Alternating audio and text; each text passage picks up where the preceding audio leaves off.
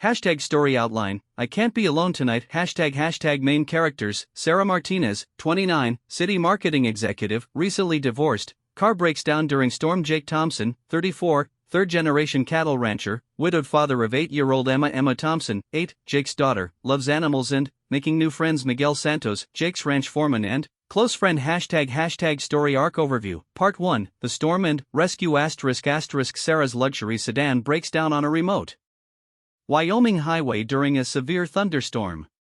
Cell phone dead, designer heels useless, she's stranded and panicking. Jake finds her while checking fence lines before the storm hits his cattle ranch. Despite her initial wariness of the rugged stranger, desperation forces her to accept his help. He brings her to his ranch house where she meets young Emma and experiences genuine hospitality for the first time in years. Part 2, Unexpected Sanctuary. Sarah discovers ranch life through Emma's enthusiastic tours, bottle-feeding orphan calves, collecting eggs, and learning about the land Jake's family has worked for generations. She helps with storm cleanup, surprising herself by enjoying physical work. Jake shares his story of losing his wife in an accident and raising Emma alone. Sarah opens up about her failed marriage to a controlling corporate lawyer and her feelings of emptiness despite career success. Part 3, Finding Purpose. Sarah extends her stay, using vacation time she's never taken. She helps Jake develop a marketing strategy for his struggling ranch, combining her business skills with his agricultural knowledge. They create an agritourism plan and online presence. Romance blooms as they work together, but Sarah faces pressure from her boss to return immediately for a major client presentation that could make her career. Part 4, Choose Your Destiny. Sarah returns to the city for the presentation but realizes the corporate world feels hollow after experiencing ranch life. She quits her high-paying job, liquidates her city assets, and returns to Wyoming to become Jake's business partner and wife. 1 year later, their ranch is thriving with guest programs, Emma has a loving stepmother, and Sarah has found the authentic life she never knew she wanted. The story ends with Sarah teaching city kids about ranch life, having transformed from someone afraid to be alone into someone who's found her true home and family. The rain hammered against Sarah Martinez's windshield like angry fists, each drop exploding into 1,000 smaller pieces before being swept away by wipers that could barely keep up. The GPS on her dashboard had lost signal 20 miles back, leaving her with nothing but a winding 2-lane highway that seemed to stretch endlessly through the Wyoming darkness. "This is exactly what happens when you try to take shortcuts," Sarah muttered, gripping the steering wheel of her silver BMW until her knuckles turned white. She had been driving for 8 hours straight, desperate to reach Denver before midnight for tomorrow's crucial board meeting. The interstate had been clogged with construction, so she had foolishly chosen this back road through what her map had optimistically called scenic ranch country. There was nothing scenic about it now. The storm had rolled in from nowhere, transforming the landscape into a nightmare of howling wind and blinding rain. Sarah's designer heels pressed harder on the accelerator as another flash of lightning illuminated the desolate countryside. She needed to find a hotel, a gas station, anything with lights and people. That's when the engine started making the sound. It began as a subtle grinding, barely audible over the storm's fury. Then, it grew louder, more insistent, until even Sarah's untrained ear recognized it as the death rattle of expensive German engineering. The dashboard lit up like a Christmas tree, temperature warnings, oil pressure alerts, and, finally, the dreaded check engine light that meant her night had just gone from bad to catastrophic. "No, no, no," Sarah pleaded with the car as the engine coughed, sputtered, and died. The BMW rolled to a stop on the narrow shoulder, hazard lights blinking weakly in the overwhelming darkness. Sarah sat in stunned silence for a moment, listening to the rain drum against the roof and feeling panic creep up her throat like cold fingers. She grabbed her phone from the center console, praying for even a single bar of service. The screen showed nothing but "no service" in mocking letters. Her battery was at 15%. Sarah stared at the useless device, fighting back tears of frustration and growing fear. Outside the relative safety of her car, the storm raged with increasing intensity. Every few seconds, lightning would flash, revealing glimpses of endless grasslands stretching in all directions. No buildings. No lights. No signs of human civilization anywhere. Sarah tried the engine again, turning the key with desperate hope. Nothing. The starter clicked once, then fell silent. She was stranded on a road that probably saw 3 cars a day, in a storm that showed no signs of stopping, with a dead phone and no way to call for help. She pulled her thin business blazer tighter around her shoulders and considered her options. She could wait in the car until morning, hoping someone would drive by.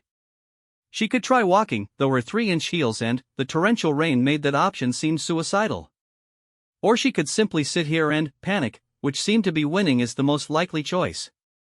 The sound of an approaching engine made her heart leap. Headlights appeared in her rearview mirror, cutting through the rain like beacons of hope. Sarah scrambled to find her emergency flashers, waving her hands frantically as a large pickup truck slowed and pulled up behind her car. Through the rain-streaked rear window, she could make out the silhouette of a man in a cowboy hat climbing down from the truck's cab. He moved with confident steps despite the treacherous conditions, pulling on a rain slicker as he approached her window. Sarah hesitated. Every urban survival instinct screamed warnings about accepting help from strangers on dark roads. But, as lightning illuminated the man's weathered face and genuine expression of concern, desperation overruled caution. She rolled down her window just enough to speak. "Engine trouble," he called over the storm's noise, his voice carrying a slow western drawl that somehow managed to sound both authoritative and kind. "It just died," Sarah shouted back. "My phone has no service. I don't know what to do." The man nodded, apparently unsurprised by her predicament. "This stretch of road is notorious for eating cell signals. Pop your hood, let me take a look." Sarah fumbled for the hood release, watching through her windshield as the stranger lifted the hood and examined her engine with a flashlight. Even through the rain, she could see him shake his head grimly. He returned to her window, rain dripping from the brim of his hat. "Your engine's blown. Overheated and seized up completely. This car isn't going anywhere tonight." "That's impossible," Sarah protested, though she knew nothing about engines. "It's a BMW. It's supposed to be reliable." "Ma'am, German engineering is fine, but it doesn't hold up well to running low on coolant in 90-degree heat followed by a thunderstorm." "When's the last time you checked your fluids?" Sarah stared at him blankly. She had never checked any fluids in her life. That's what mechanics and service departments were for. The man seemed to understand her expression. "Look, you can't stay here. This road floods in storms like this, and even if it didn't, you'd be sitting duck for any drunk driver who can't see your hazards through this rain. My ranch is about 5 miles up the road. You can call a tow truck from there once the storm passes and the phones work again." Every instinct told Sarah not to get into a vehicle with a complete stranger. But, as she looked at her dead car, her useless phone, and the increasingly violent storms surrounding them, she realized she had no choice. She was completely dependent on the kindness of this weather-beaten cowboy, and that terrified her almost as much as the storm itself. "I don't even know your name," she said, though she was already gathering her purse and laptop bag. "Jake Thompson," he replied, touching the brim of his hat in an old-fashioned gesture. "I run the Double T Ranch with my daughter Emma. We don't get many visitors, but we'll make you comfortable until you can sort this out." Sarah took a deep breath, made her choice, and opened the car door. The rain immediately soaked through her silk blouse and business suit as she hurried toward Jake's pickup truck. He helped her into the passenger seat with old-world courtesy, then went back to retrieve her luggage from the BMW's trunk. The interior of the pickup truck was warm and smelled of leather and hay. Country music played softly on the radio, and a child's school backpack sat on the back seat next to a worn baseball glove. Everything about the vehicle spoke of a life completely foreign to Sarah's urban existence. "Thank you," Sarah said as Jake climbed into the driver's seat, pulling off his wet hat to reveal sandy brown hair and kind blue eyes. "I'm Sarah Martinez. I was trying to get to Denver for a meeting tomorrow morning." "Well, Sarah Martinez," Jake said, starting the truck and pulling carefully back onto the rain-slicked highway, "I'm afraid Denver's going to have to wait. But you're safe now, and that's what matters most." As they drove through the storm toward the unseen ranch, Sarah found herself studying her rescuer's profile in the dim dashboard light. Jake Thompson looked to be in his mid-30s, with the kind of deep tan and weathered hands that spoke of a lifetime spent working outdoors. There was something solid and reassuring about his presence that made Sarah's panic begin to subside for the first time since her car had broken down. "How did you happen to find me?" Sarah asked, needing to fill the silence.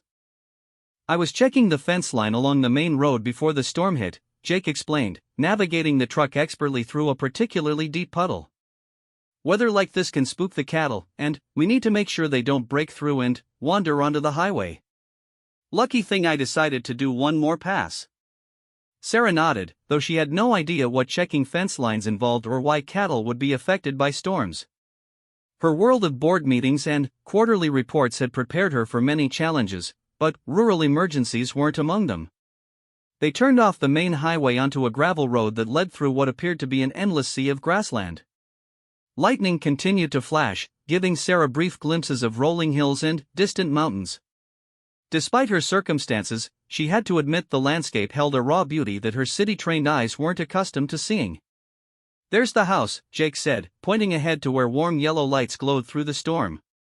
Sarah could make out the silhouette of a large, two-story ranch house with a wraparound porch and several outbuildings nearby. Smoke rose from the chimney, and every window glowed with welcoming light. It looked like something from a magazine about country living, the kind of place Sarah had never imagined actually existed outside of movies. Jake pulled the truck up to the front porch and turned off the engine. "Emma's probably been watching for us. She heard the thunder and got worried about me being out in the storm." As if summoned by his words, the front door burst open and a small figure appeared on the porch. Even through the rain, Sarah could see the child's obvious relief at seeing Jake's truck. "That's your daughter?" Sarah asked, watching the little girl bounce excitedly on the porch. 8 years old and too smart for her own good, Jake said with obvious pride and affection. "She's been the woman of the house since her mother passed 3 years ago." Sarah felt a pang of sympathy. She had assumed Jake was married, and the revelation that he was a single father added another layer of complexity to her already confusing situation. Jake grabbed her luggage from the truck bed while Sarah steeled herself for another dash through the rain. Together, they hurried up the porch steps where the little girl waited with a huge grin and bright, curious eyes. "Dad! I was getting scared. The thunder is so loud, and you were gone forever," the child said, throwing her arms around Jake's waist. "I'm fine, sweetheart. But I brought someone who needs our help." Jake turned to Sarah. "Emma, this is Miss Sarah. Her car broke down in the storm, so she's going to stay with us tonight until we can get it fixed." Emma looked up at Sarah with the frank curiosity of childhood, taking in her soaked business suit and impractical heels. "You look cold. And wet. Do you want some hot chocolate? I made it myself." Sarah found herself smiling for the first time in hours. "Hot chocolate sounds wonderful." They rushed inside, and Sarah immediately felt the warmth of the house envelop her like a physical embrace. The living room was decorated in warm earth tones with comfortable furniture that actually looked used rather than arranged for display. A fire crackled in a stone fireplace, and the smell of something delicious drifted in from what Sarah assumed was the kitchen. "Let me get you a towel and some dry clothes," Jake said, already heading toward a hallway. "Emma, why don't you show Miss Sarah where she can sit by the fire?" Emma took Sarah's hand with the easy confidence of a child raised to be helpful and led her to a large armchair near the fireplace. "This is the best seat. It gets really warm, and you can see everything from here." Sarah sank into the chair gratefully, finally, allowing herself to truly relax for the first time since her ordeal began. The chair was incredibly comfortable, worn soft by years of use, and the fire's warmth began to penetrate her rain-chilled bones. Jake returned with a stack of clothes and a fluffy towel. "These should fit well enough for tonight. The bathroom's right down that hall if you want to change and warm up. Take your time." Sarah accepted the clothes gratefully. They were clearly women's clothing, soft and well cared for, and she wondered briefly about their history. The bathroom was small but spotlessly clean, with the same welcoming warmth as the rest of the house. She changed out of her ruined business suit into jeans and a flannel shirt that smelled faintly of lavender fabric softener. The clothes fit surprisingly well, and, for the first time in years, Sarah found herself wearing an outfit that prioritized comfort over appearance.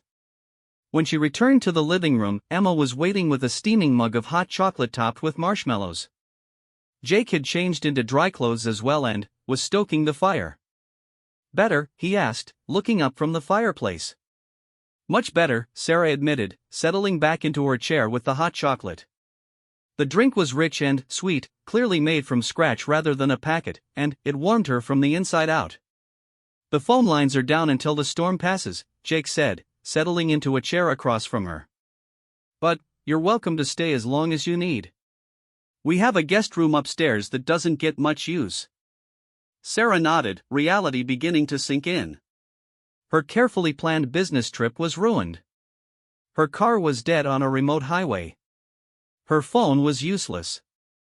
And she was completely dependent on these kind strangers who would open their home to her without question. "I should call my office," she said automatically, then remembered her phone situation. "When the lines come back up, I mean. I have an important meeting tomorrow." "In Denver?" Jake asked. "Yes. It's a huge client presentation that could make my career." Sarah felt the familiar tightness in her chest that accompanied thoughts of work deadlines and corporate expectations. Emma looked up from her own mug of hot chocolate. "What kind of work do you do?" "I'm in marketing," Sarah explained, though she wasn't sure an 8-year-old would understand. "I help companies figure out how to sell their products to people." "Like advertising?"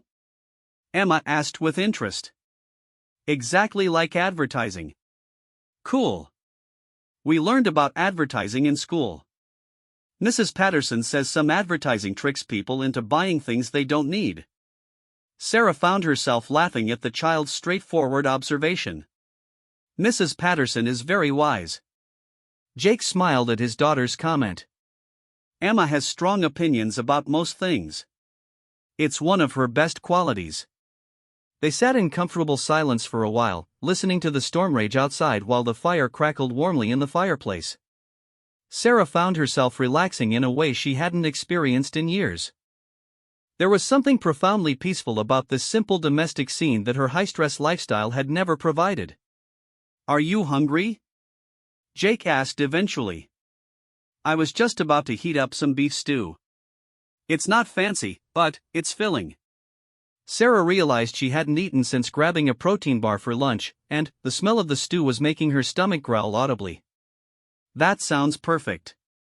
The kitchen was large and clearly designed for serious cooking, with a huge wooden table that could seat 8 people comfortably. Jake ladled thick, aromatic stew into bowls while Emma set out fresh bread and butter. The stew was delicious, rich and hearty with tender beef and perfectly cooked vegetables. It was the kind of home-cooked meal Sarah hadn't tasted since childhood, if then. Her usual diet consisted of takeout, protein shakes, and whatever she could grab between meetings. "This is incredible," Sarah said honestly. "Did you make this yourself?" "Dad's the best cook in the whole county," Emma declared proudly. "He makes everything from scratch. Even the bread." Jake looked slightly embarrassed by the praise. "When it's just you and an 8-year-old, you learn to cook or you both starve." "I can barely make toast," Sarah admitted, and immediately wondered why she was sharing such personal information with these strangers. "Maybe Dad can teach you while you're here," Emma suggested with the easy optimism of childhood. "He taught me, and I'm only 8. Sarah found herself considering the possibility of staying longer than one night, which was absurd. She had a career, responsibilities, a life waiting for her in Denver.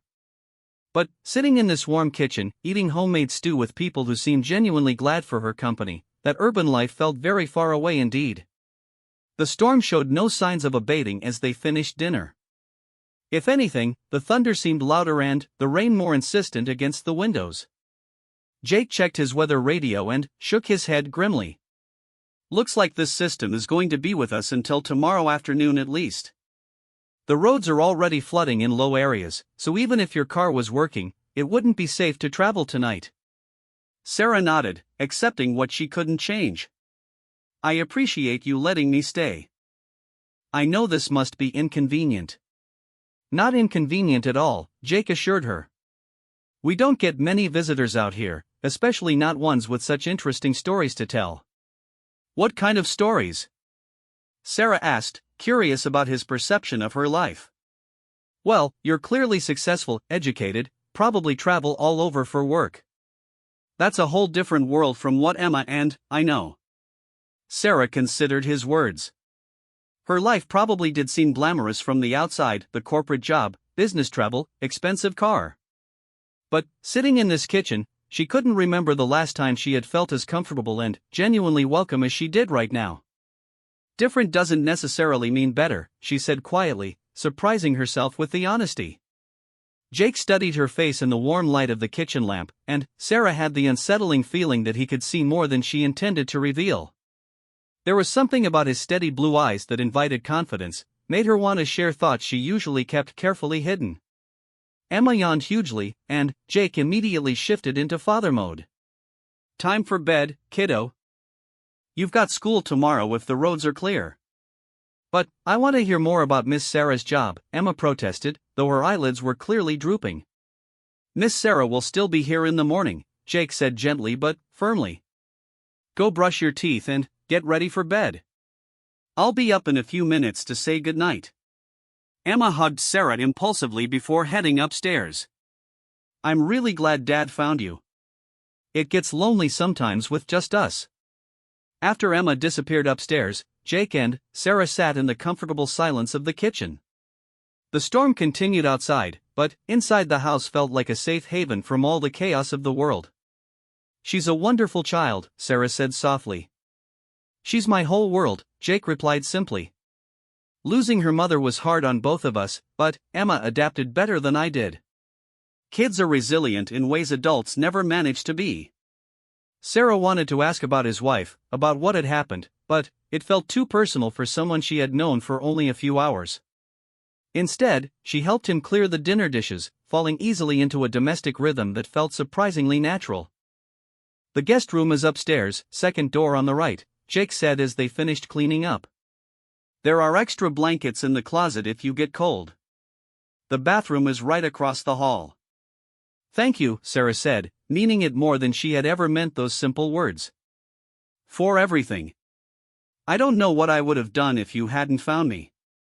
Jake smiled, and Sarah noticed for the first time how it transformed his weathered face, making him look younger and less serious. Out here, we take care of each other. It's just what neighbors do. As Sarah climbed the stairs to the guest room, she reflected on how foreign that concept seemed to her city life. She barely knew her actual neighbors' names, let alone considered them people who would help her in an emergency. The guest room was small but cozy, with a handmade quilt on the bed and simple furniture that spoke of careful craftsmanship.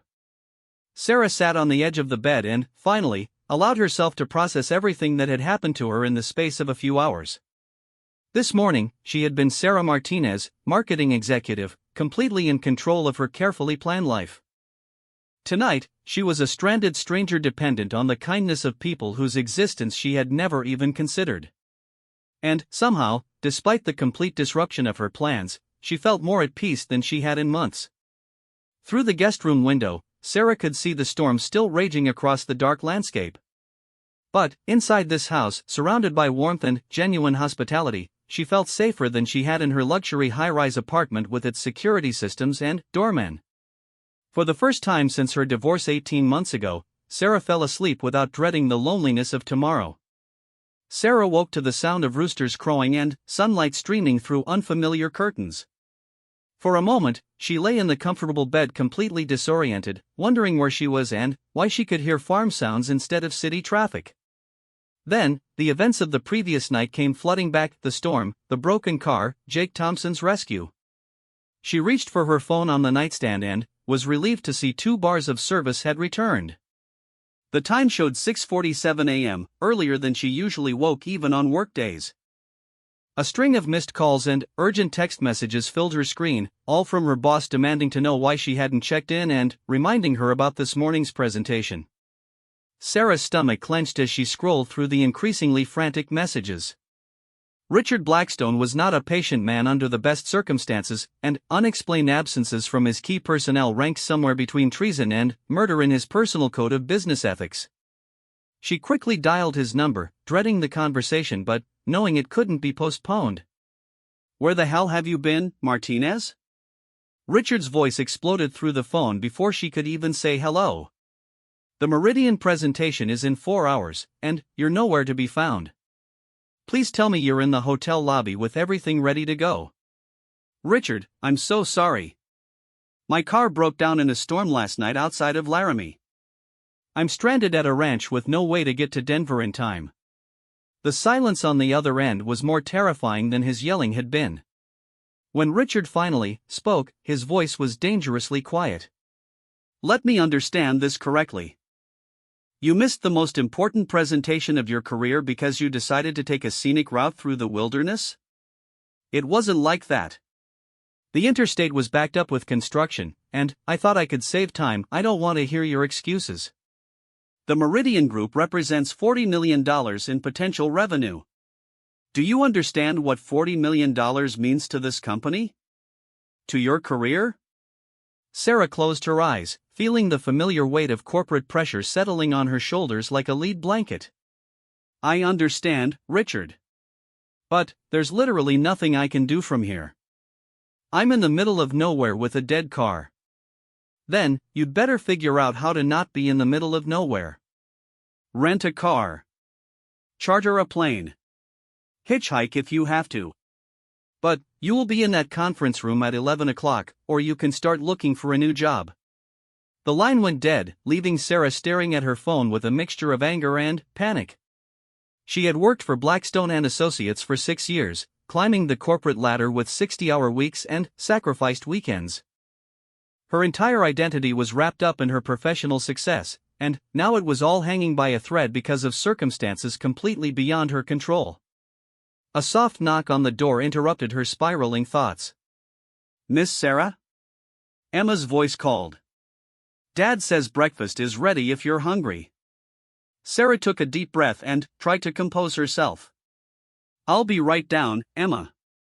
"Thank you." She quickly freshened up in the bathroom across the hall, grateful that her emergency makeup kit had survived the previous night's adventure.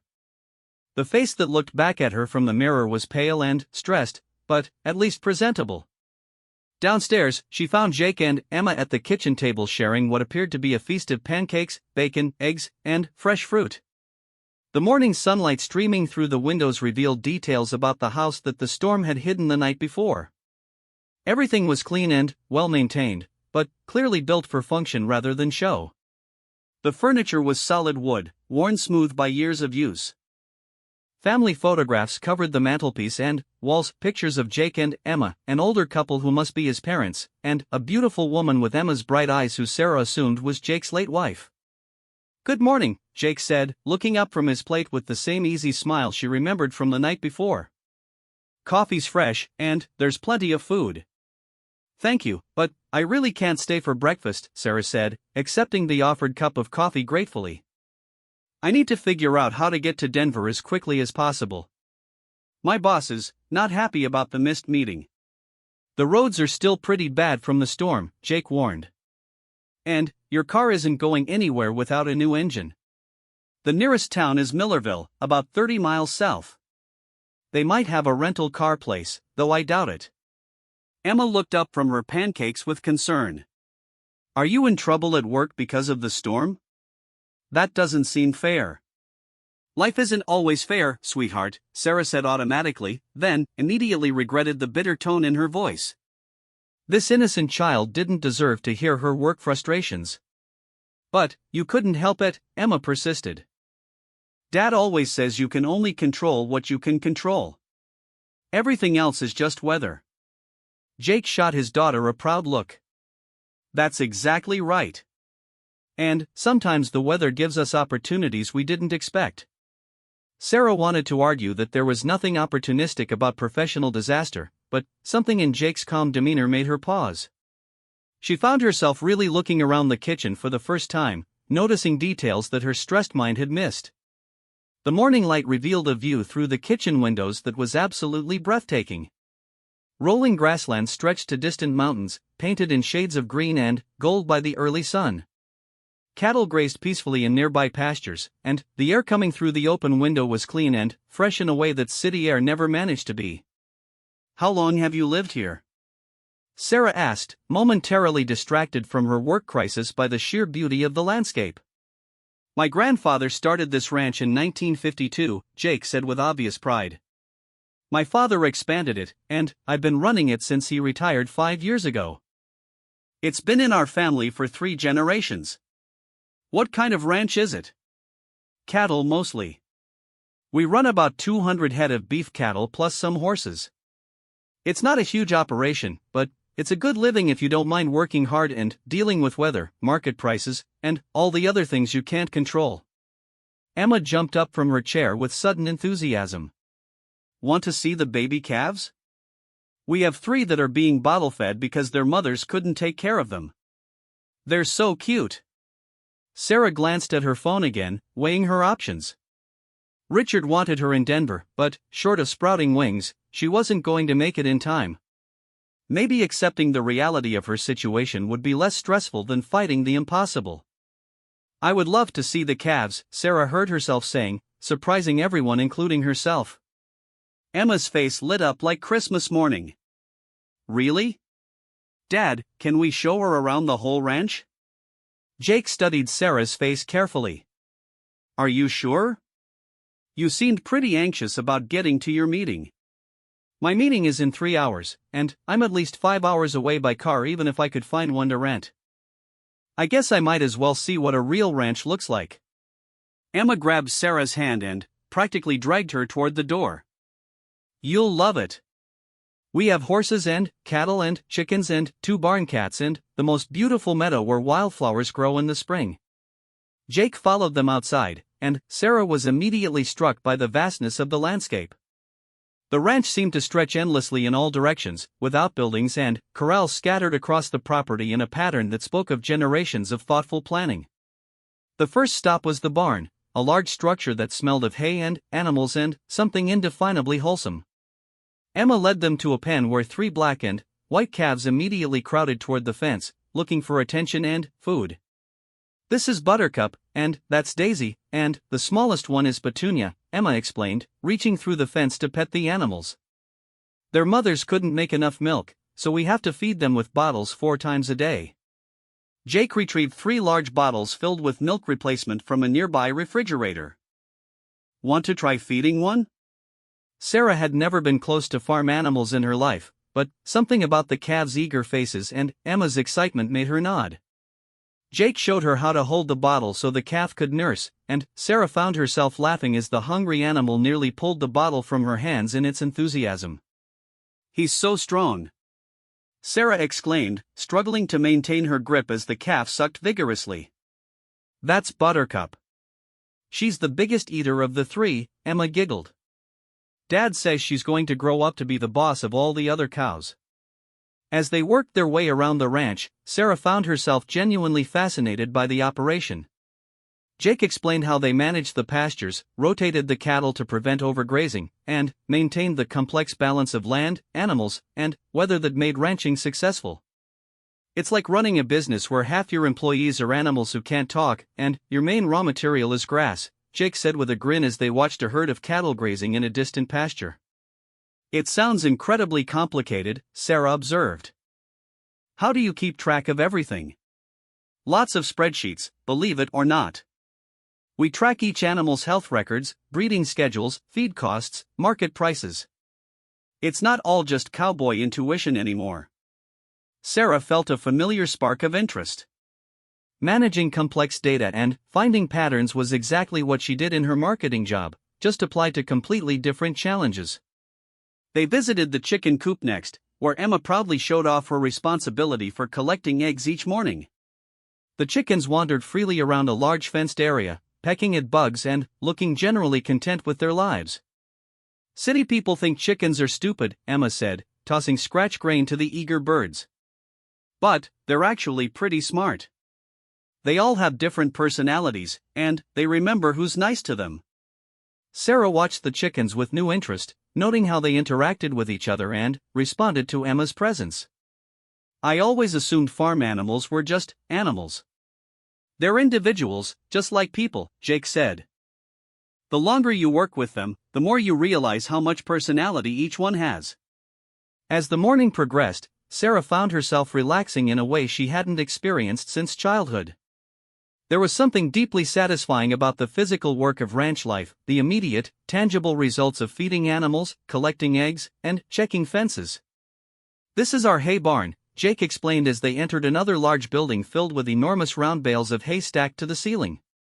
"We harvest about 500 tons each summer to feed the cattle through winter." "You grow all this yourselves?" "Most of it. We plant, fertilize, cut, and bale everything right here on the ranch. It's one of our biggest expenses, so growing our own saves money and ensures quality." Sarah climbed up on a hay bale to get a better view of the operation, and Jake steadied her as she found her footing. The brief contact of his hand on her arm sent an unexpected jolt of awareness through her, and she found herself really looking at him for the first time. Jake Thompson was undeniably attractive in a rugged, entirely masculine way that was completely different from the polished corporate men she usually encountered. His hands were strong and calloused from physical work, his shoulders broad beneath his worn flannel shirt. But, more than his physical presence, there was something about his quiet confidence and genuine kindness that drew her in. "The view from up here is incredible," Sarah said, trying to distract herself from the direction of her thoughts. "Best view on the ranch," Jake agreed, climbing up beside her. "Emma and I come up here sometimes in the evenings just to watch the sunset." From their elevated position, Sarah could see the entire ranch operation spread out below them. Cattle grazed in green pastures, horses ran freely in distant corrals, and the ranch house sat like a welcoming beacon in the center of it all. It was a completely self-contained world, peaceful and purposeful in a way that her urban life had never managed to achieve. "It must be incredibly rewarding," Sarah said softly. "Building something like this, maintaining it, passing it down through generations." "It is," Jake agreed. "Though it's not always easy. Weather, market prices, equipment failures, sick animals, there are 1,000 things that can go wrong on any given day." "But you love it anyway." "I can't imagine doing anything else. This land, this life, it's who I am." They climbed down from the hay bales and continued their tour, but Sarah found herself thinking about Jake's words. When was the last time she had been able to say that about anything? Her job paid well and provided professional recognition, but did it define who she was in any meaningful way? Their next stop was the horse pasture, where a dozen beautiful animals grazed peacefully in the morning sun. Emma immediately called to a paint mare who trotted over to the fence with obvious affection. "This is Moonbeam," Emma said, stroking the horse's nose. "She's my special horse. Dad taught me to ride on her when I was 6. "She's beautiful," Sarah said, admiring the mare's distinctive black and white markings. "Want to pet her?" Emma asked. "She's really gentle." Sarah had never touched a horse before, but, under Emma's encouraging guidance, she reached out to stroke Moonbeam's soft nose. The mare nickered softly and nuzzled Sarah's hand, looking for treats. "She likes you," Emma declared with the authority of an 8-year-old horse expert. "Moonbeam is a good judge of character. Dad always says horses can tell what kind of person you really are inside." Jake smiled at his daughter's confidence. "Emma's probably right about that. Animals don't care about your job title or how much money you make. They respond to who you actually are." Sarah found herself wondering what that said about her, since Moonbeam seemed perfectly content with her attention. In her corporate world, she was valued for her strategic thinking, her ability to close deals, her professional polish. But, here, interacting with a gentle horse in a peaceful pasture, none of those skills mattered at all. "Do you ride?" Jake asked. "I've never been on a horse in my life," Sarah admitted. "It's not exactly a common skill in downtown Denver." "Maybe we could change that while you're here," Emma suggested eagerly. "Moonbeam would love to give you a riding lesson." "Oh, I don't think," Sarah began, but Jake interrupted her. "Actually, that's not a bad idea. If you're going to be stuck here until your car situation gets resolved, You might as well experience ranch life properly. Sarah was about to protest that she wouldn't be staying long enough for writing lessons when her phone rang. Richard's name appeared on the screen, and her stomach immediately clenched with dread. "I should take this," she said apologetically, walking a few steps away from Jake and Emma. "Martinez, please tell me you're calling from the Meridian conference room." Richard's voice was ice cold. "Richard, I already explained the Meridian presentation was a disaster. Johnson had to step in at the last minute with incomplete materials. We looked unprepared and incompetent. The client postponed their decision indefinitely." Sarah felt the blood drain from her face. "I'm so sorry. If I could have been there, but you weren't there. You were playing cowgirl instead of doing your job. I'm putting you on administrative leave pending a review of your commitment to this company." "Administrative leave? Richard, you can't be serious. I've been with the company for 6 years. My record speaks for itself." "Your record says you abandoned the most important client presentation of the year to go on a ranch vacation. Clean out your desk when you get back to civilization." The line went dead, leaving Sarah staring at her phone in shock. 6 years of her life, gone because of one storm and one broken-down car. The career she had built, the identity she had wrapped herself in, eliminated in a 30-second phone call. Jake and Emma approached cautiously, obviously sensing that something was wrong. "Bad news?" Jake asked gently. "I just lost my job," Sarah said numbly. 6 years of work, and it's just gone. Emma immediately moved to Sarah's side and took her hand. "I'm sorry your boss was mean to you. Dad says some people are just mean because they're unhappy inside." Sarah looked down at the child's earnest face and felt tears threatening for the first time since the whole ordeal began. "Thank you, Emma. That's very wise." Jake studied Sarah's expression with concern. "I'm sorry. That's rough, especially when it wasn't really your fault." "Wasn't it?" Sarah asked bitterly. "I made the choice to take the back road. I made the choice not to maintain my car properly. I made every decision that led to this disaster." "You made practical decisions based on the information you had at the time," Jake corrected firmly. "Nobody can predict every possible outcome. Sometimes life just happens, and you deal with it the best you can." Sarah wanted to argue, but something in his calm certainty made her pause. In her corporate world, someone was always to blame for every setback. The idea that some things simply happened without anyone being at fault was foreign to her way of thinking. "What will you do now?" Emma asked with the directness of childhood. "I honestly don't know," Sarah admitted. "I guess I'll have to start over somewhere else." "Maybe that's not such a bad thing," Jake suggested carefully. "Sometimes losing something we think we can't live without opens doors we never knew existed." Sarah looked around at the peaceful ranch landscape, at Emma's concerned face, at Jake's steady presence beside her. 12 hours ago, her entire life had been planned out in neat, controllable steps. Now everything was chaos, and somehow she felt more alive than she had in years. "Would it be terrible if I stayed another day?" Sarah asked impulsively.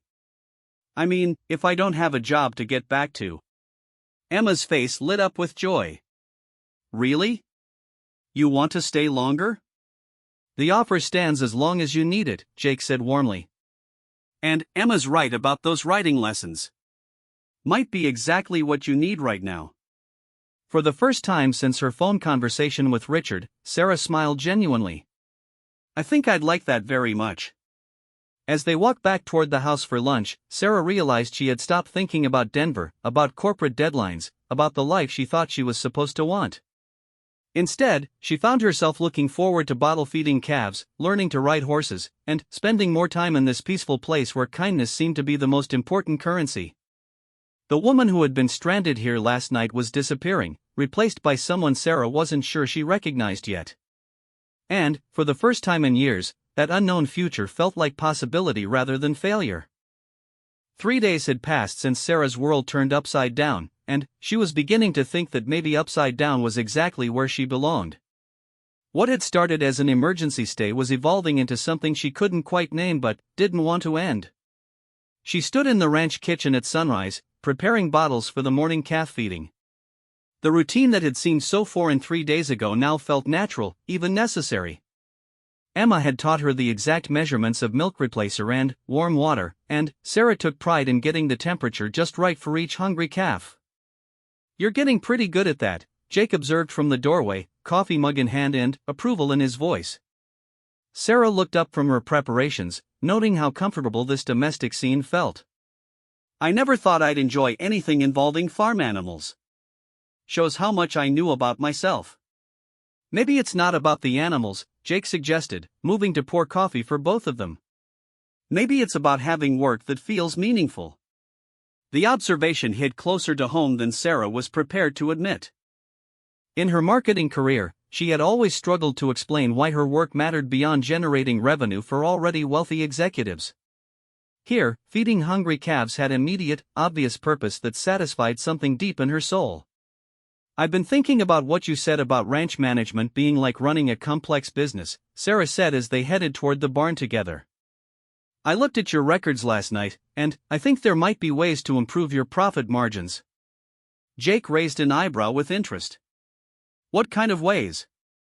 "Well, your direct-to-consumer beef sales are tiny compared to what you sell through traditional markets. But the price differential is enormous. If you could increase your direct sales even by 20%, your annual revenue would jump significantly. Direct sales are limited by processing capacity and customer reach," Jake explained as they reached the calf pen. "I can only process so many animals per year at the local facility, and most people around here raise their own beef." Sarah handed him one of the prepared bottles, her marketing mind already working through the logistics. "But what about urban markets? People in cities are increasingly interested in knowing where their food comes from. They'll pay premium prices for grass-fed, humanely raised beef. How would I reach urban customers? Take out ads in Denver newspapers? Online marketing, social media, direct shipping. You could build a brand around the family ranch story, the sustainable practices, the quality of life for your animals. Urban consumers love authentic stories, especially when they feel good about supporting small family operations." Jake studied her face as she spoke, noting the animation and enthusiasm that transformed her features when she talked about business strategy. "You've really thought about this." "I couldn't help myself. It's what I do, what I did," Sarah corrected herself, still adjusting to unemployment. "But this feels different from my corporate work. This would be about helping something real grow, not just convincing people to buy things they don't need." Emma appeared at the barn door, already dressed for school but excited to check on her calves before the bus arrived.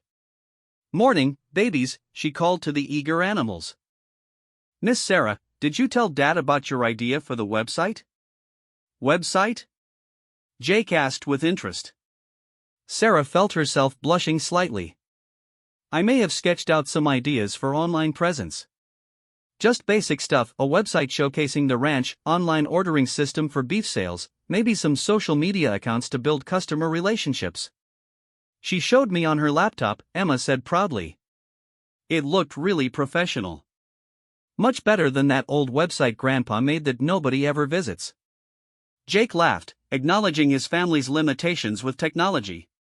"My father's version of web presence is a business listing that says Thompson Ranch, good beef with a phone number that goes to a machine that's been broken for 2 years. "Exactly," Sarah said, getting excited despite herself. "You're sitting on a marketing goldmine. 3 generations of family tradition, sustainable farming practices, beautiful landscape, authentic rural lifestyle. City people would eat this up, literally and figuratively." As they fed the calves and completed the morning chores, Sarah found herself outlining a complete marketing strategy. Jake listened with growing interest, asking thoughtful questions that showed his business sense even if his technological knowledge was limited. The key would be storytelling, Sarah explained as they walked back toward the house. Not just selling beef, but selling the experience of supporting family agriculture. Photos of calves like these, stories about maintaining tradition while using sustainable practices, maybe even some kind of ranch visit program for customers who want to see where their food comes from. Ranch visits? Jake asked. Like agritourism? Exactly. People pay good money to experience authentic farm life for a few days. You could offer ranch stays, horseback riding lessons, hands-on farming experiences. Emma could teach city kids how to collect eggs and feed calves. Emma's eyes lit up at the suggestion. I would love to teach other kids about ranch life. Most of my friends at school have never even seen a real cow up close. Jake was quiet for a moment, and Sarah worried she had overstepped. Here she was, essentially homeless and jobless, presuming to redesign his family's business model. I'm sorry, she said quickly. I didn't mean to push ideas on you. I know it's not my place. No, don't apologize, Jake interrupted. These are good ideas. Really good ideas. I just never thought about the ranch in those terms before. Dad's always saying we need to find new ways to make the ranch more profitable, Emma added helpfully. Grandpa says ranching isn't like it used to be, and you have to adapt or die. Your grandfather sounds wise, Sarah said. He is. And he'd probably love your ideas. He's always complaining that we don't use the internet enough for business. After Emma left for school, Jake and Sarah spent the morning riding fence lines to check for storm damage. Sarah was becoming more confident on horseback, and she found the rhythm of riding through open country deeply peaceful. The vast landscape no longer seemed empty to her. She was beginning to see the subtle signs of life and management that made the ranch successful. Can I ask you something personal? Jake said as they paused to repair a section of fence damaged by falling tree branch. Sarah felt her stomach flutter nervously. Of course. What was your life like before? In the city, I mean. Were you happy? The question caught Sarah off guard with its directness. She considered giving a polite, surface-level answer, but something about Jake's honest interest made her want to tell the truth. I thought I was, she said slowly. I had everything I was supposed to want: successful career, nice apartment, financial security. But, looking back, I think I was just really good at staying busy enough to avoid thinking about whether any of it actually mattered. What changed your mind? Being here, I suppose. Seeing how you and Emma live, how connected you are to your work and your land and each other. I realized I'd been living someone else's idea of success instead of figuring out what would actually make me happy. Jake nodded thoughtfully as he tightened the fence wire. After my wife died, I went through something similar. I had to really think about what kind of life I wanted Emma to grow up in, what kind of values I wanted to pass down to her. This was the first time Jake had volunteered any details about his wife's death, and Sarah sensed the conversation was important to him. Emma seems like such a well-adjusted, confident child, Sarah said carefully. You're obviously doing something right. She's stronger than I am in a lot of ways. When Mary died, Emma was the one who reminded me that we still had each other, that we could build a good life together even though it would be different from what we'd planned. How did you lose her? Sarah asked gently. Jake was quiet for a long moment, focusing intently on the fence repair. Car accident on an icy road. She was coming home from a parent-teacher conference at Emma's school. One of those things that happens in an instant and changes everything forever. I'm so sorry. It was 3 years ago, but some days it still feels fresh. Mary would have loved your marketing ideas, actually. She was always full of creative schemes for improving the ranch. She probably would have had you designing t-shirts and planning festivals within a week of meeting you. Sarah smiled at the image. She sounds wonderful. She was. Emma gets her optimism and her belief that everything will work out for the best from her mother. They worked in comfortable silence for a while, and Sarah found herself thinking about the difference between Jake's loss and her own recent upheaval. He had lost something genuinely precious, a loving marriage and partnership. She had lost a job that had never really fulfilled her anyway. Yet his grief seemed clean and purposeful, while her corporate disappointment felt hollow and self-important. Can I ask you something now? Sarah said as they prepared to ride back to the house. Fair's fair. Do you ever get lonely? Managing all this by yourself, raising Emma alone? Jake considered the question seriously. Sometimes. Especially in the evenings after Emma goes to bed. The ranch keeps me busy during the day, but nighttime can be quiet in ways that feel empty rather than peaceful. Is that why you helped me the other night? Because you understood what it felt like to not want to be alone? Jake looked at her with surprise, as if he hadn't considered that connection before. Maybe partly. But mostly I helped you because it was the right thing to do. Out here, we take care of each other. In the city, I could go weeks without having a meaningful conversation with another adult. I was surrounded by people but felt completely isolated most of the time. And now? Sarah looked around at the rolling pastures, the distant mountains, the peaceful ranch that was becoming more familiar every day. Now I feel like I'm part of something real. Even though I've only been here a few days. They rode back to the house in thoughtful silence, both processing the conversation and what it revealed about their respective states of mind. Sarah was beginning to recognize that her attraction to ranch life went deeper than simple escape from corporate stress.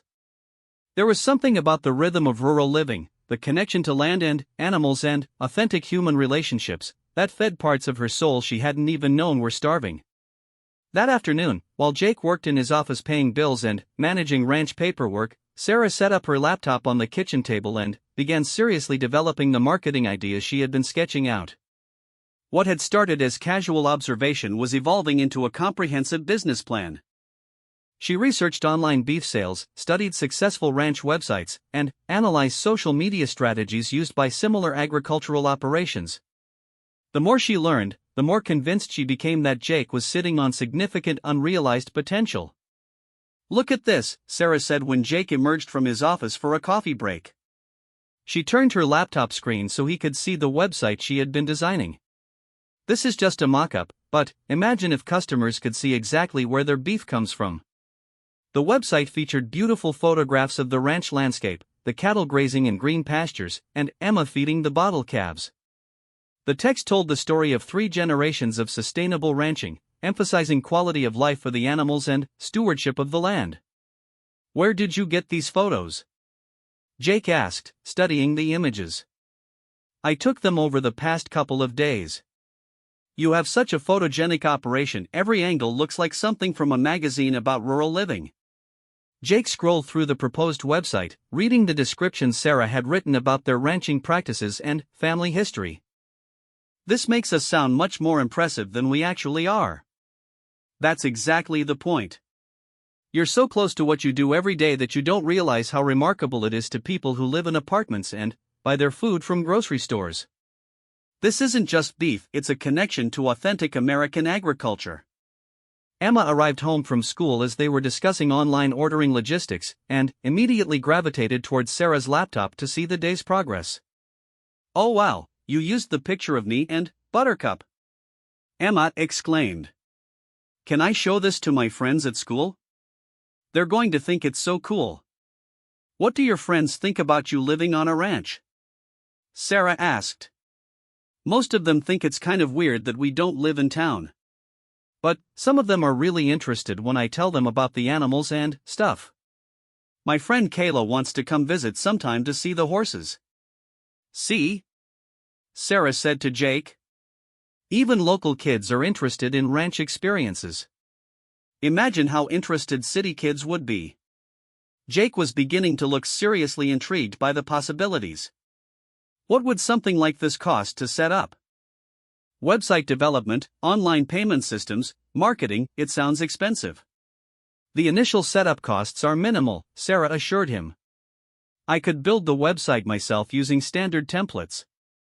Social media accounts are free. The biggest expense would be improved processing capacity if demand increases significantly." "And you think there's really a market for this?" Sarah pulled up several examples of successful ranch-to-consumer operations in other states. "Look at these revenue numbers. Small family ranches grossing 2 or 3 times what they made through traditional sales channels. The demand is definitely there." Jake studied the examples with growing excitement.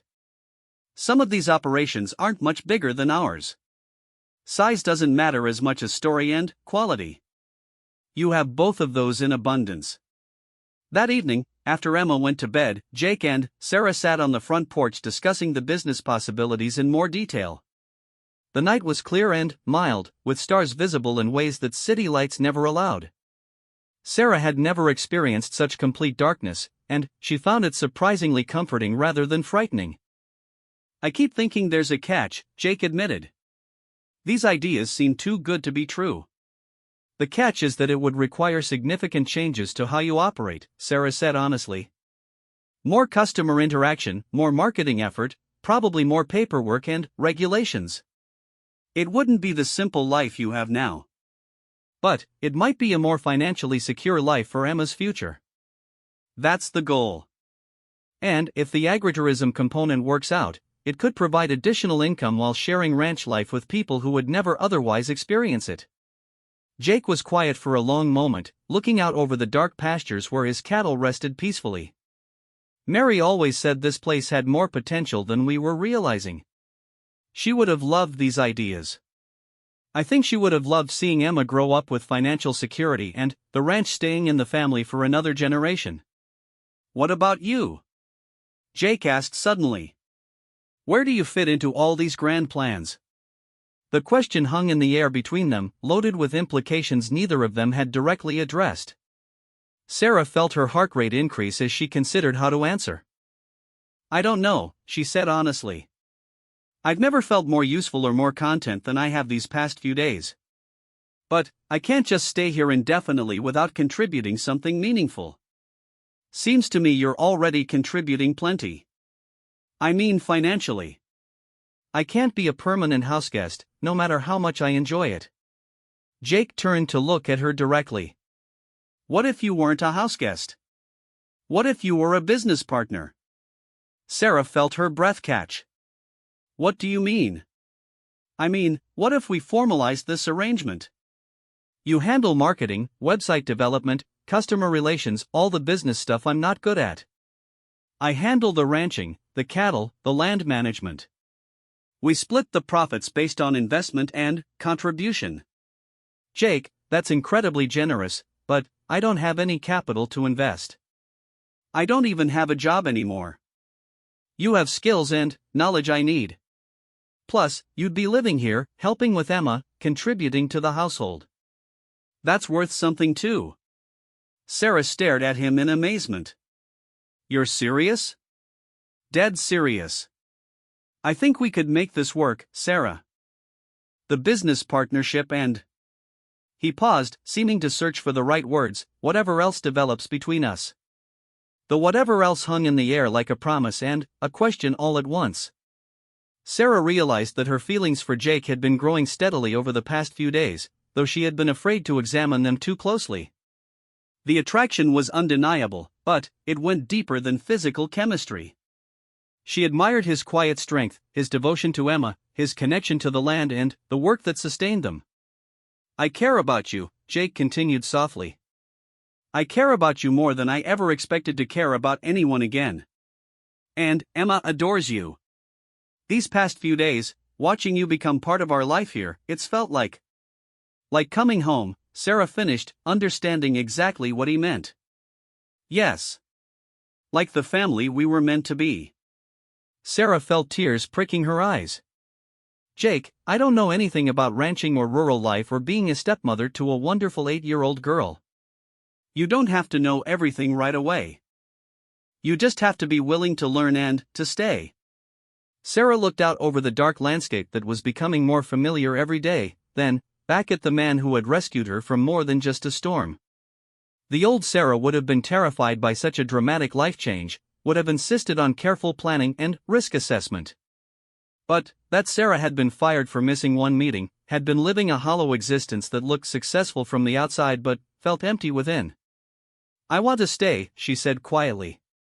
"I want to try building something real with you and Emma." Jake reached for her hand, intertwining their fingers in a gesture that felt both natural and momentous. "No more nights of being alone. For either of us," Sarah agreed. They sat in comfortable silence, hands linked, looking out over the ranch that was about to become Sarah's new home and new life. Tomorrow would bring practical decisions about business partnerships and living arrangements and all the details of blending two lives together. But tonight, under the vast Wyoming sky, Sarah felt the deep peace of knowing she was exactly where she belonged. The woman who had been stranded here less than a week ago was gone forever, replaced by someone braver, more authentic, and infinitely happier. Sarah had finally found the life she never knew she was looking for, and it had been waiting for her on a remote ranch where kindness was the most valuable currency and home was wherever love was willing to grow. 1 year later, Sarah stood on the same front porch where she had made the decision to completely change her life, but everything about her situation was different. Instead of the expensive business suit that had been ruined in that fateful storm, she wore comfortable jeans and boots that showed honest signs of ranch work. Her hands, once soft from office life, now bore the calluses and small scars that came from handling animals and fence repairs. Most importantly, the gold wedding band on her left hand caught the morning sunlight as she adjusted the "Welcome to Double T Ranch" sign that had become a landmark for their growing number of visitors. "Mom, the Hendersons are here early," Emma called from the barn, her voice carrying the excitement that still accompanied every new group of guests. Sarah smiled at the title that had evolved naturally over the months. Emma had started calling her mom about 6 months after Sarah had officially moved to the ranch, and the word never failed to fill Sarah's heart with warmth. Being Emma's stepmother had turned out to be one of the most rewarding aspects of her new life. "I'll be right there," Sarah called back, finishing her inspection of the welcome area they had created for their agritourism guests. The transformation of the Double T Ranch over the past year had exceeded even Sarah's optimistic projections. The website she had designed was now generating orders from customers in 12 states who were willing to pay premium prices for grass-fed beef with a story. More importantly, their ranch stay program had become so popular that they were booked 3 months in advance. Jake emerged from the house carrying a fresh pot of coffee and wearing the easy smile that had become even more frequent since their wedding 6 months ago. Marriage had suited both of them, providing the stability and partnership that made their ambitious business plans possible. "The Henderson family?" Jake asked, noting Sarah's preparation ritual. "Dad, 2 teenagers, and a grandmother who's never been west of the Mississippi," Sarah confirmed, reviewing her notes about their guests. "The kids are supposedly reluctant about spending a week on a ranch, but I have a feeling Emma will convert them by lunchtime." Emma could convince anyone that ranch life is the best life, Jake agreed with paternal pride. "Speaking of which, have you seen the reservation requests for next month?" Sarah pulled out her tablet, which had replaced her corporate laptop as her primary business tool. The screen showed a steady stream of booking requests, customer testimonials, and social media engagement that would have impressed her former marketing colleagues. 18 families want to book stays, plus the corporate retreat group from Portland and that cooking magazine that wants to do a feature on farm-to-table dining. "We're going to have to expand the guest facilities again." "Good problems to have," Jake said, slipping his arm around Sarah's waist in a gesture that still sent warmth through her despite months of marriage. The past year had not been without challenges. Learning to manage both the traditional ranching operation and the growing agritourism business had required long hours and steep learning curves for both of them. Sarah had discovered muscles she never knew she had while learning to handle cattle and horses. Jake had struggled with the social media aspects of modern marketing until Sarah convinced him that sharing authentic stories about ranch life was just another form of the neighborly helpfulness he had always practiced. Their biggest challenge had been Emma's initial adjustment to sharing her father's attention and her beloved ranch with strangers. But Emma's natural love for teaching and showing off her knowledge had eventually transformed into genuine enthusiasm for their guest program. "Mrs. Patterson says I should write a book about ranch life for kids," Emma had announced one evening over dinner. She thinks other children would like to learn about taking care of animals and growing food. The idea had been brilliant, and Sarah was helping Emma develop a children's book proposal that would combine her first-hand knowledge with Sarah's marketing expertise. It was exactly the kind of project that exemplified their new life: authentic, purposeful, and focused on sharing rather than simply selling. "Sarah." "Jake." The voice belonged to Miguel Santos, Jake's longtime ranch foreman who had become both business partner and close friend as the operation expanded. The Hendersons just pulled up the drive, and they look a little overwhelmed. Sarah grabbed the welcome basket she had prepared and headed toward the approaching minivan. After a year of hosting city families on their ranch, she had developed a sixth sense for guest anxiety levels and exactly how much enthusiasm to deploy in her greetings. The Henderson family climbed out of their vehicle looking exactly as she had expected, parents trying to project adventure-seeking confidence while clearly wondering what they had gotten themselves into, teenagers with expressions of resigned suffering, and a grandmother whose face showed open curiosity despite obvious reservations. "Welcome to the Double T Ranch," Sarah called with genuine warmth. "I'm Sarah Thompson, and this is my husband Jake and our daughter Emma." The introductions had become second nature, but Sarah still felt a thrill of satisfaction at the words "my husband" and "our daughter." The family she had never expected to have felt more natural and right than anything in her previous life. "This place is gorgeous," Mrs. Henderson said, looking around at the ranch buildings and mountain views. "The photos on your website didn't do it justice." "Wait until you see the sunrise from the guest cottage porch," Emma piped up. "It's the most beautiful thing in the whole world. And tonight we're going to teach you how to feed the baby calves. They're really cute, but they're super strong, so you have to be careful not to let them pull the bottles away from you." Sarah caught Jake's amused expression as Emma launched into her practiced spiel about ranch activities. Their daughter had developed into their best marketing asset, capable of converting the most reluctant city visitors into ranch life enthusiasts within hours. The Henderson teenagers, despite their initial skepticism, were soon asking questions about the horses and wondering if they would really get to learn to ride. Sarah made mental notes about their interests, already planning activities that would engage them fully in the ranch experience. "Let me show you to your cottage," Sarah said, leading the family toward the guest accommodation they had built earlier in the year. "Then, we'll give you a tour of the operation so you can see everything we'll be doing over the next week." The cottage was Sarah's particular pride, combining modern amenities with authentic ranch atmosphere. The decor featured Emma's photographs of ranch life, and the bookshelf was stocked with information about local history, wildlife, and sustainable farming practices. Every detail had been chosen to immerse guests in the ranch experience while providing comfortable accommodations. "This is lovely," the grandmother said, examining the handmade quilt on the main bed. "It feels like staying with family rather than at a hotel." "That's exactly what we're hoping for," Sarah replied. "We want you to feel like part of the ranch family while you're here." As they settled the Henderson family into their cottage and began the initial tour, Sarah reflected on how naturally this work had come to her. Her corporate marketing skills had translated perfectly into hospitality, but with a depth of satisfaction that selling products to anonymous consumers had never provided. "The secret is making each family feel special without making them feel overwhelmed," Sarah had explained to a travel magazine reporter who had visited the previous month. "City people often come to ranches with romantic notions about rural life, but they also have very real anxieties about being outside their comfort zones. Our job is to honor both the romance and the reality." The Henderson tour took them through all the standard stops: the cattle pastures where Jake explained sustainable grazing practices, the barn where Emma demonstrated calf feeding, the chicken coop where guests would collect their own eggs for breakfast, and the vegetable garden that supplied the ranch kitchen. "You really grow all your own food?" 16-year-old Madison Henderson asked with interest. "Not everything," Sarah explained. "But we produce our own beef, eggs, and most of our vegetables. What we can't grow ourselves, we buy from neighboring farms, and ranches. Part of ranch life is understanding where your food comes from and how it's produced."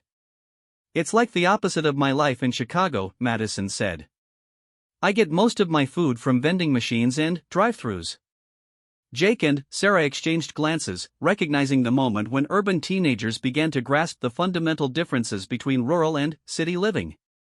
These conversations were among the most rewarding aspects of their guest program.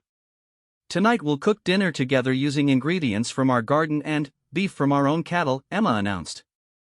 "Dad's teaching me to make his famous barbecue sauce, and Sarah makes the best cornbread in Wyoming." "According to who?" Sarah laughed.